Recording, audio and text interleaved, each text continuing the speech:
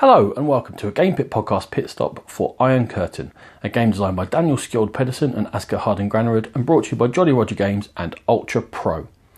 It's a game which simulates the Cold War in a deck of just 18 cards. Each player is going to be dealt 5 cards in the first of 2 rounds. They're going to use 4 of those cards to form a map of the world of sorts, and 2 are going to be set aside for some endgame scoring. On each turn you're going to play a card. A card must be placed orthogonally adjacent to another card of the same colour, and then it may allow you to either use the action or place cubes. When placing cubes, you must place cubes into either an area you already have cubes in or another area orthogonally adjacent to that. For powers, they are also often going to allow you to place cubes. This, for example, I may command 3 cubes into Central America or South America. However, some powers will let you break the rules. For example, this says infiltrate 2 influence cubes into a single card. Now, as the US, I wouldn't normally be able to place into Vietnam because I've got nothing adjacent to it. However, the infiltration power will allow me to do that. If you play a card that is off the other player's power, they first are going to get to activate the power on there. For example, here, US may kick some of the poor USSR out of Iran, and then they may infiltrate a cube anywhere they like.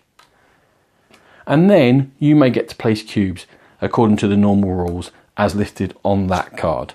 Not all powers are relating to cubes. For example, this one just allows the USSR to score ideology points. Now, ideology points are how you're going to win the game. If either power manages to get the ideology marker all the way to their flag, it's an instant win. Other than that, we're going to do some endgame scoring as indicated here, and whoever scores the most points is the winner. Most of the scoring is going to come when regions are completed. Each region shows you how many cards you need to complete it. In this case, it's Africa and it's 4. And we're then going to look at see who dominates the most countries in that region. In this case, USSR has got 2, so they're going to score 2 points because they are 2 ahead of the US in that area. They then get to complete the card as usual. There we go. We'll just finish off Asia there, and they get to do some fiddly poking with Soviet. And in this case, Asia would score. And again, it's the Soviets who are doing best, and they're going to score 2 points. Also, if you control the most countries in a region, you're going to get a bonus, and the bonus varies according to the region.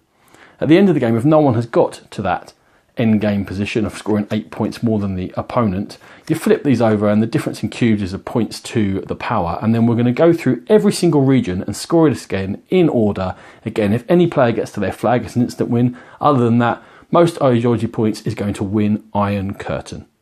That's been a Game Pit podcast pit stop. Thank you very much for joining us. Check out the Game Pit podcast for more in-depth coverage of games, and subscribe to this channel for more pit stops.